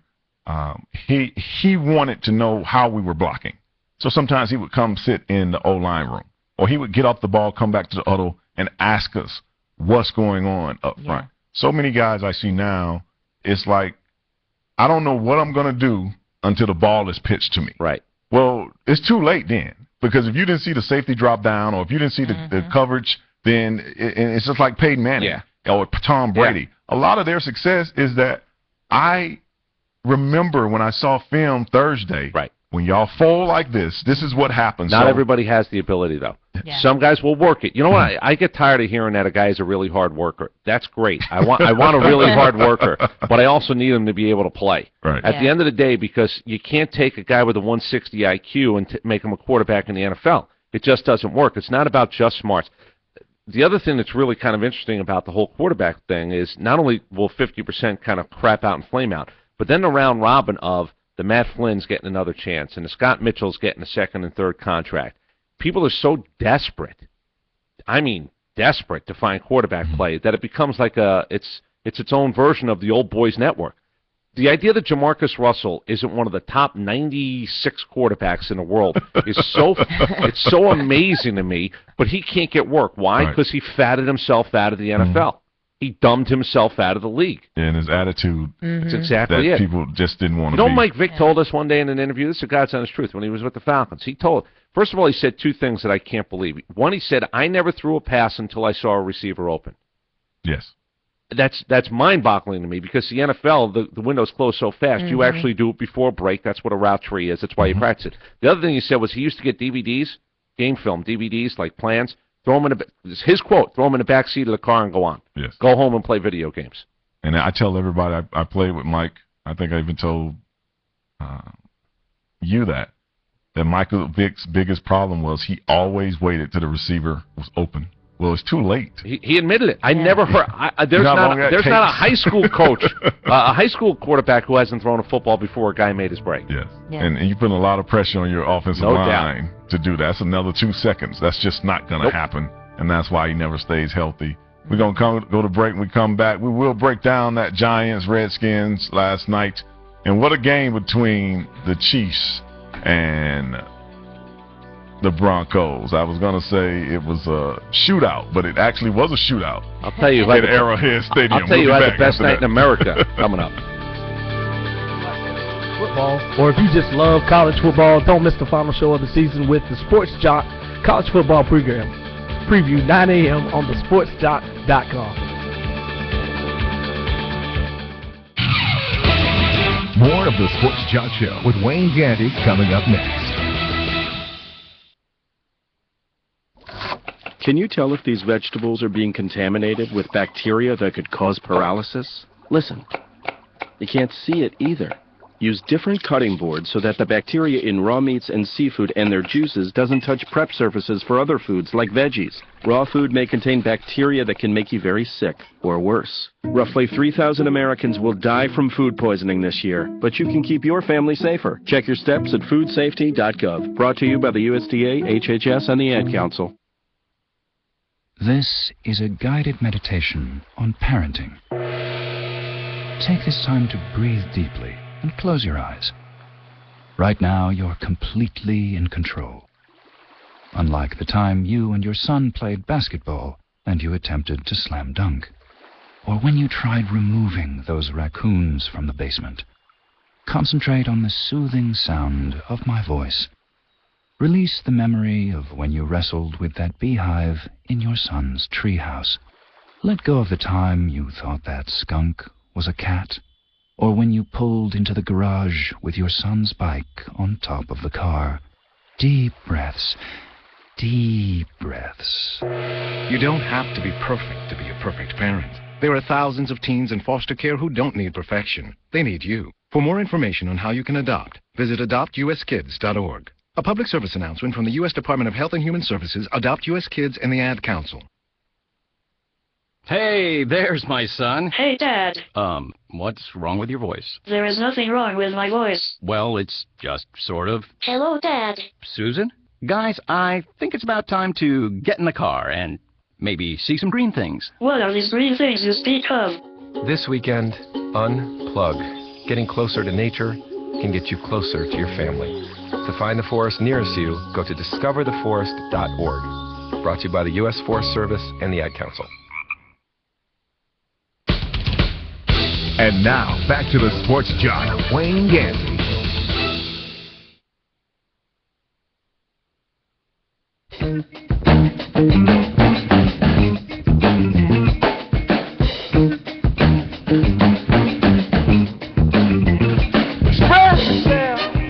Welcome back to Jock Show. I'm the Sports Jock Wayne Gandy. NFL action yesterday. As I said, Jacksonville winning their third game, beating Cleveland. At that game, after the game, Joe Hayden, the cornerback, just so you people that think it's always about the money, here's an example of a guy that's really into winning and losing. I don't know, man. I don't know. I can't stand losing. It hurts.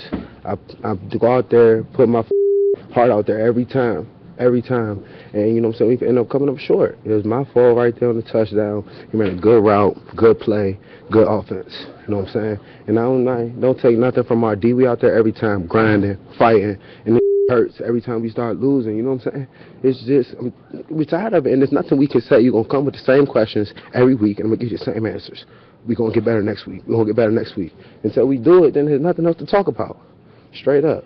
That's cornerback. That's the cornerback from the University of Florida, now the star cornerback for the Cleveland Browns. Does he catch crap for being that emotional at the NFL level? No.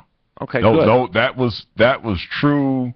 That's how emotion comes out. I can sit here, Joe, thank you for coming down to my football camp, too, helping with the kids in Florida. But I did that with the Rams. When I was with the Rams about my fourth year, I was sitting on the bench, and the frustration of losing sometimes just takes you. Especially when you feel like you're playing at a level that you should win. It just breaks you down to the point you don't know whether to punch somebody, whether to cry. But I'm good. I'm glad. It was just real raw emotion right there. The problem is it's a team game, and the one thing you can't do is you can't say my side of the football or me. Look at me. It's the other guys. He almost went there because, you know, I put something out on social media. If I'm a University of Florida football player, I know it's a team game. But holy smoke. I'm sorry, if I'm a defensive player at the University of Florida, it's really hard for me not to absolutely ask the questions of what the hell are you doing on the other side of the football? What are your rooms getting done during the week or not getting done during the week? You can't do that. You get killed for that. You're a me guy. You're not a team guy. That I was okay with because that sounds to me like a guy who just is absolutely telling the world, losing stinks, and I don't care if you're 8 years old or if you're 28 years old. And I don't care if I'm making $1 or doing it for free or if I'm making $10 million. And some, just like you said earlier with Cam always winning, here's a kid that when he was at Florida, that's all they did, win. So that's what he's used to. Now he's hitting that stride in life, especially in the NFL, which will humble you. That's when I went to they used to call us the Lambs. And my best season and with the Rams, the 5 years I was there, was 6-10, and Jerry Rice used to come and murder us. Yeah, it's demoralizing. It's one of those really, and you have to. It's more lessons in losing about life than it is in winning because of the expectations. I expected to win, and when you lose, it does catch you like that, and that's why I showed that because that was raw and real. To where there's some examples I can show of other guys crying and stuff, and it's like, whatever. I asked Brian Finneran on social media yesterday, former Falcons wide receiver, I said, I don't know what's demoralizing to a pro player, never been obviously at that level, but I'd imagine a reality of knowing that you're just not good enough. That's demoralizing. You're busting your ass just like everybody else, but the reality is our 46, our 53, our staff on the sidelines in the booth, we're just not good enough. You're not owed another year in the NFL. Like, these things go away. Correct. If you don't see January, that one's gone. And if the average expectancy is 3.6 years of an NFL career, everyone that doesn't go your way, every 5-11 or 6-10, you realize now that's one less chance to absolutely go grab some glory. And that's why you see certain players, when they get in that twilight, the Brett Favres, you see Tom Brady, we'll talk about in a second, Peyton Manning, they're so demonstrative because they understand there's about 35, 36 more of these I have, and that's finite numbers. And if I don't hurry up and get it, I won't be able to get it. At least you didn't need therapy like Jonathan Martin. Don't get into that. Don't pull me back into that dark hole with Incognito and Jonathan Martin. That's just a dark hole. And I don't want to have to curse this morning. But you said Jared is on the line? Jared, are you there? I'm here. Chris, I want you to meet our favorite Raider fan. He's the only Raider fan that lives in Brooklyn. In Brooklyn? He lives in Brooklyn. No, and- no, that's, you don't live in that's Brooklyn? not true, man. No, I'm not the only Raider fan up here. Oh. Well, you know what? I'm going to tell you what happens in a place like Brooklyn. I was born in Brooklyn. I'm going to tell you what happens in New York. When the Raiders in the 70s are on TV, winning games, going toe-to-toe with the Pittsburgh Steelers, it's really easy as a kid to say, oh, look, I want to actually be those guys. And when you go play your Turkey Bowl on the Friday after Thanksgiving, you become one of those guys, and that's how I'm assuming you become a fan. Is it not, Jared? Yeah, I was liking you earlier until you mentioned the guy I can't say his name anymore, Mr. Russell. Oh, he hates Jamarcus Russell. Well, you should. By the way, think about this. Between him and quarterback over in St. Louis, Sam Bradford, the idea of paying the $36 or $50 million, it really falls at the feet of Jamarcus Russell. The best thing Jamarcus Russell did for the NFL was have it become criminal to throw $40 million at a guy who's never played it down in the league. And that rule changed basically at the feet of Jamarcus Russell. Yeah, but you're right about the watching them on TV in the 70s. Like, I like the bad guys. I always like the bad guys from the movie Star Wars and the black helmets. Peter. Exactly. That's how I became a Raider fan. Exactly. That sounds like you need a little therapy there, Jared. I need therapy too. You always like the villain. I gotta tell you something. I don't know what your future holds, but if I'm a diehard Raider fan, I'm so disgusted with the last dozen years, and it's amazing it has a Super Bowl appearance in it. But you're the most underachieving NFL franchise in the last dozen years, and that's just the reality you live in. Thank you for making my Monday feel so much better. Well, you played hard on Thanksgiving, though. I put Thanksgiving behind me. I still know the permutations how they can still make the playoffs, and he just threw water all over it. Hold on, so you still had playoff hopes? Yes. I told you 2 months ago to get it up. The permutations how they can still make it at 8-8. They got to run the table, and the Ravens got to lose 2, and the Dolphins have to lose 2, and then we're there. I want to explain something to you. I want you to think about your lot in life over the last 5 years. You get the number 1 overall pick in America. You get Jamarcus Russell. You pay him $40-something million, and he becomes one of the great bustos of all time. You got an undrafted guy in McGloin who's a better quarterback than Jamarcus Russell, and he might give you a better chance to lead you someplace than the guy who was as highly touted as Russell. That's mind-boggling. Right. And, Jared, let me teach you something. About Huff. Huff was a bust. You're right. What's his name? Go ahead. Jared, you ready for your lesson to end the year? No, I'm in the. I just wanted to comment on that thing about college versus NFL. Okay, hold on. I still want to give you a lesson, though, and then we'll talk about that. When the commentator says there's a mathematical chance that you can still make it, he's trying to let you down easy. So whenever you hear that word, when he's like, well, the Raiders are mathematically in it, that means that nobody in the AFC is out of it officially. Literally this morning, nobody has been eliminated. That includes the Raiders. So you still have a glimmer of hope, and I see that you're still real quick, dreaming. Give me the 10-second answer. If I told you John Gruden could come back and coach the Raiders, how quickly do you take him back? Oh, hell yes. Yeah, because I'm not kidding. I got a feeling they might throw $8 or $9 million at him and see if he wants to come back and coach next year. I wouldn't in a heartbeat. I loved Gruden. All right. And it broke my heart even more when he had to beat us in that Super Bowl. Yep. Cause if it wasn't him on the other sideline, we would have won that one. You can't tell me that. So what's your no one can tell me that. What's your comment on the pros versus college? Oh well, I think it's, you're from the South. I think it's a total regional thing. Like I'm from New York. I didn't even see the Alabama game. I mean, it was a great finish. Hey, cut him off. Cut him off. That was Jared. What were you doing? Playing stickball? Eating cannolis? Yeah. We don't even want to talk to you. You didn't see the real game. I thought we was friends, Jared. What were you doing? Show Jared that play real quick, just so he'll. You didn't see this live? What were you out doing? Collecting for Mr. Gazzo? That guy name is Chris David, Jared. See what you missed by you was. Let me tell you this. Racketeering. If this was a Raiders game, he would have dropped the football right around the 16th.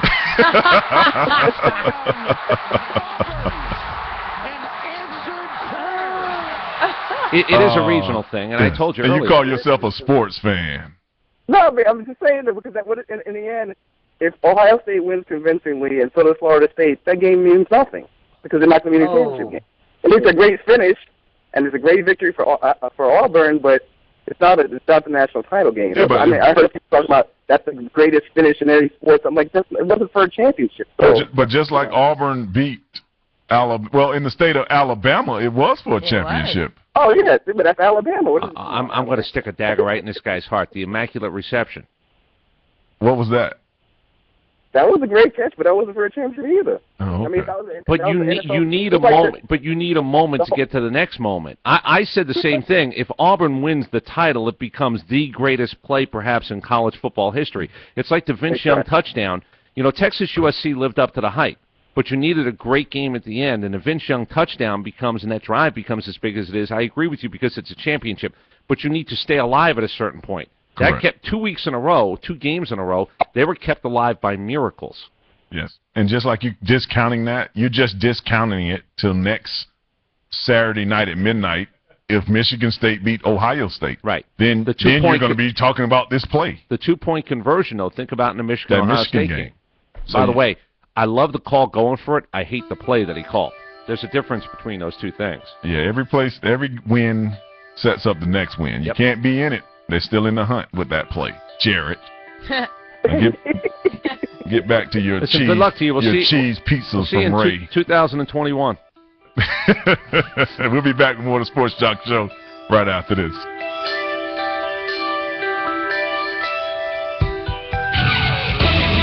More of the Sports Jock Show with Wayne Gandy coming up next. Can you tell if these vegetables are being contaminated with bacteria that could cause paralysis? Listen, you can't see it either. Use different cutting boards so that the bacteria in raw meats and seafood and their juices doesn't touch prep surfaces for other foods like veggies. Raw food may contain bacteria that can make you very sick, or worse. Roughly 3,000 Americans will die from food poisoning this year, but you can keep your family safer. Check your steps at foodsafety.gov. Brought to you by the USDA, HHS, and the Ad Council. Here at the GED Pep Talk Center, we've got a pep talk that can motivate you. Sometimes things don't always turn out the way you want them to. You can improve your future. Now get your game face on and take the first step towards a better life. Hurry up. Don't make me repeat myself. Whatever level of motivation you need, we've got a pep talk for you. Call 1-877-38-YOUR-GED or visit yourged.org for your pep talk and for free classes in your area. GED is a registered trademark of the American Council on Education, brought to you by Dollar General Literacy Foundation and the Ad Council.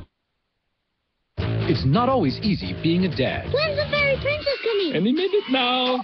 What? What do you mean she's not coming? But it's always worth it. It's the fairy princess! It is I, Groove Zinklebell. The smallest moments can have the biggest impact on a child's life. I know it's really you, Drew. I'm just pretending for the other kids. Take time to be a dad today. Call 877-4DAD-411 or visit fatherhood.gov. Brought to you by the U.S. Department of Health and Human Services and the Ad Council.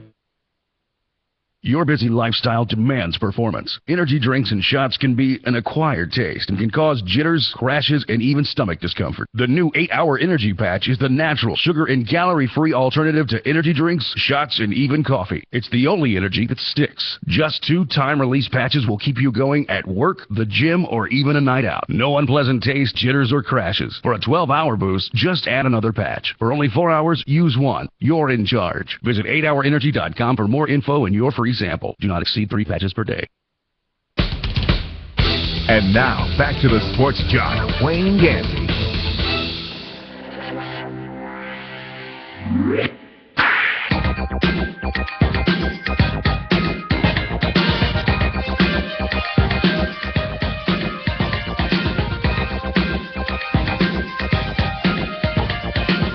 I always feel like somebody watching me. Welcome back to the Sports Jock Show. I'm the Sports Jock, Wayne Gandy. We'd like to thank our man Jarrett, as I said, the only Raider fan in Brooklyn. Watch some college football, man. Turn your spirit around. Your Raiders suck. I don't know how many times I got to tell you that. Find a college team and root them home. The team here that has been sucking recently is Atlanta Falcons. But they did win yesterday. They had to go all the way to another country to do it. They had to find a team in another country. No, they played the Buffalo Bills in Toronto, 34-31 overtime. There was a Roddy White sighting. Yeah, big day. He showed up in the running game. I thought it was when what's the little running back that ran the touchdown?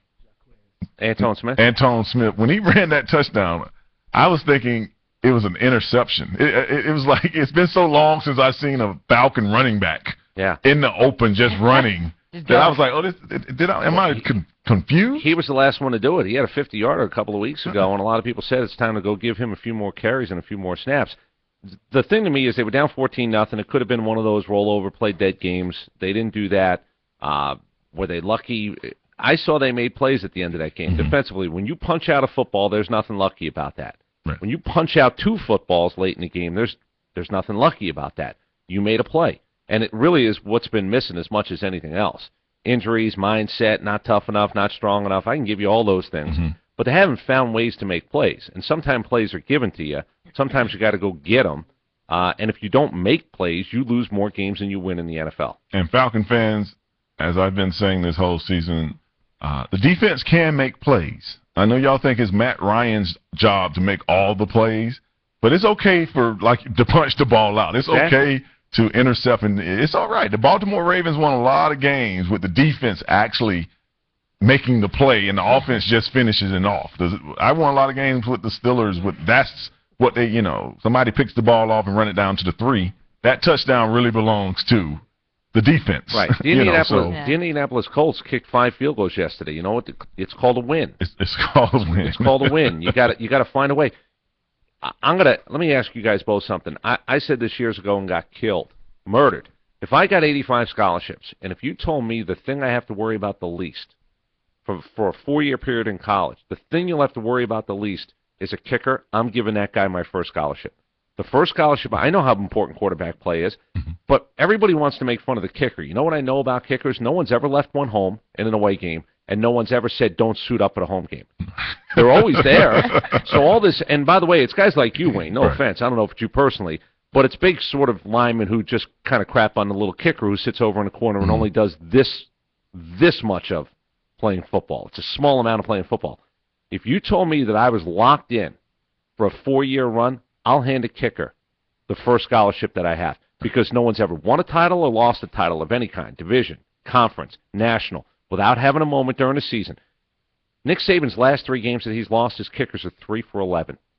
3 for 11 in the 3 losses for Alabama in the last 3 losses. And I was sitting here thinking that I probably would say that a college kicker is more important than a pro. No, that's exactly. I feel the same exact way. Because you really can, having a strong kicker in college can really give you a weapon that other teams don't have and give you that feeling that I don't always have to score. My mindset as a coach changes. You saw Nick Saban. How did Nick Saban coach a lousy game the other day? How's he maybe coached a lousy game when it's come down to kicking? Because it's just so foreign, even to a guy who's done it this long, how to stroke an ego, when to give him a chance, when not to, when to pull back. You saw at the end of the game. I don't blame him for kicking a field goal, but 3 for 11 in 3 losses lets me know that you don't have your house in order when it comes to that important part of the game. And the Bears-Vikings game also yesterday went into overtime. Here's another game, came down to the kicking game. Both teams had a turn at making it. The Vikings had a penalty that negated their first one. They got pushed back. They missed the next one.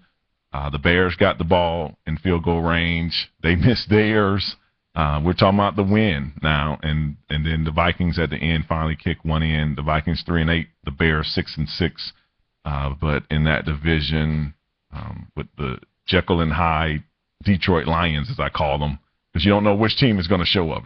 They're kind of like the Jets. One week they look like they really are a strong team, and the next they don't. If you could actually control the turnovers in Detroit, it'd be easy to win with Aaron Rodgers down, and I can't believe I'm saying this, but Jay Cutler down.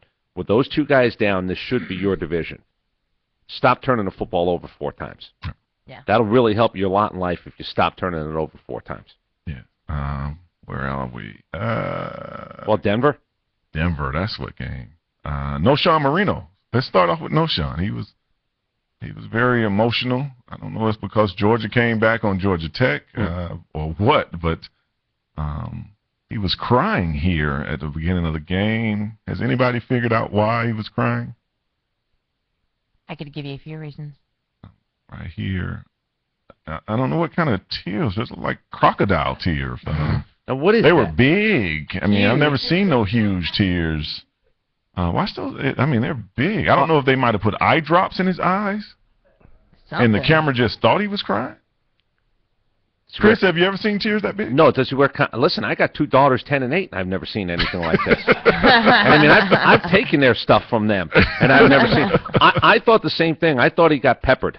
I thought somebody pepper sprayed him the way he was going on here, and then I thought maybe it was contacts. Right. Maybe he's just emotional. I don't know. Well He's well hydrated.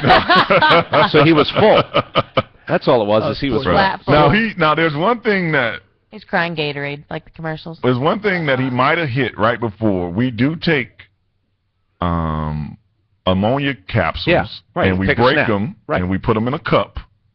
We put about 10 in a cup. We shake them up, and we take a long whiff of them. Yeah. Right before the game. I don't know whether he might have done that, but that didn't. It kind of makes you cry if you sit in that cup too long. That ammonia running up your nose. It's kind of like that mustard. Why do you What's do that that? mustard at the Mustard Chinese gas. place? Oh, the hot mustard. The hot mustard. Yeah. Yeah, not makes mustard gas from World War One. That'll do more damage to you. But why do you do Make the you thing with cry. the ammonia capsules? Maybe I'm stupid, but I don't know. It just wakes you up. It They you know, get you, like, adrenaline hyped gets you up and going. stuff, Yeah. and, You know what it is too? It also We can't slap each other, so it's the it clears your passages. It really does. It kind of clears you. It gives you a chance to bring in more oxygen. Oh, okay. It's a little bit of a wake up, but it does actually give you a chance to just bring in more oxygen. That's what guys will tell you, that you just want to have it as open as possible. Sports jock. You playing on the professional level, the national anthem. I mean, it's just emotional. Is that? Have you ever? I mean, is it something? I'm just thinking it's just pure emotion, just loving the country, loving just being able to be free. Holiday weekend, you know, maybe is that emotion ever came over in the beginning of the game? Any games?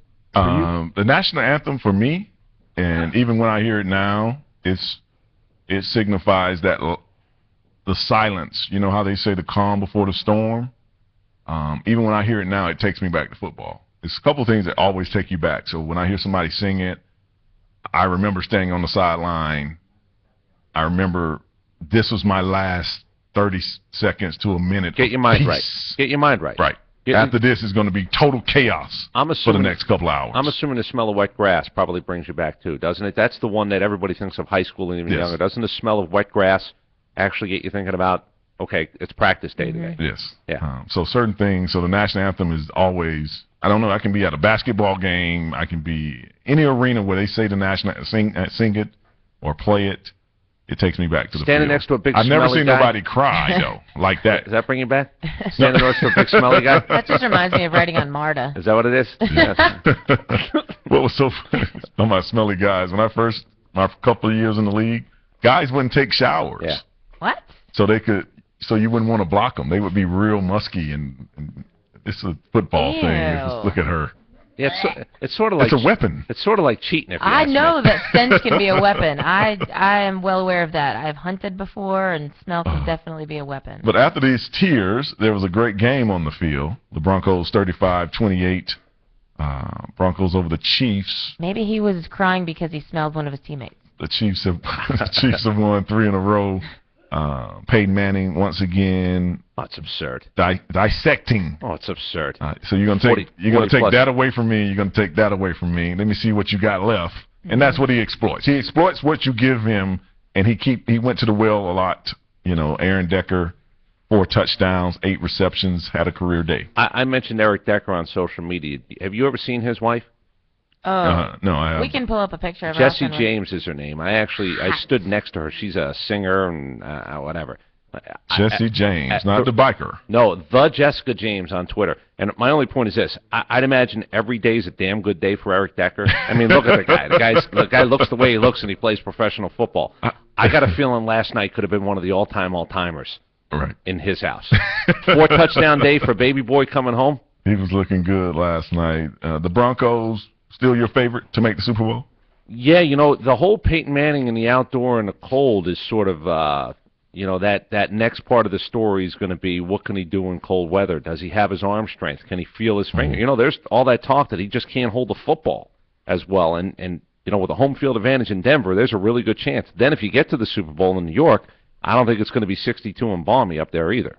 So the question of him playing in the cold is going to be one that comes up. Yes, and did you just see the? I saw her. What kind of night did those two have? A good night. Genetically, it ain't fair. What they're going to produce is just not fair. It was a Miller Lite night. It's going to be a heck of a daughter. One of them kind of nights. Before we go, the Patriots, Tom Brady, being Tom Brady, he does what he does. It doesn't matter how much he's down. If you got Tom Brady on the field, got a shot. You have a chance to win this game. You got a bullet in the gun, as they like to say. We'll be back right after this quick break. 888-926-7562. The Sports Jock. That's JOC.com. It's good for the geese. It's always good for the gander. Oh, sailor. More of the Sports Jock Show with Wayne Gandy coming up next. It's not always easy being a dad. When's the fairy princess coming? Any minute now. What? What do you mean she's not coming? But it's always worth it. It's the fairy princess! It is I, Groove Zinklebell. The smallest moments can have the biggest impact on a child's life. I know it's really you, Drew. I'm just pretending for the other kids. Take time to be a dad today. Call 877-4DAD-411 or visit fatherhood.gov. Brought to you by the U.S. Department of Health and Human Services and the Ad Council. This is Nnamdi Asamoah. I play football for the Philadelphia Eagles, but what I do off the field with United Way might be more important. I'm a volunteer tutor and mentor. Why? Because over 1 million kids a year drop out of school, and that's not okay. It takes 12 years to create a graduate, but it takes about the same time to create a dropout. And the difference between a child becoming one or the other could be me, or it could be you. Studies show that if we get to these kids early,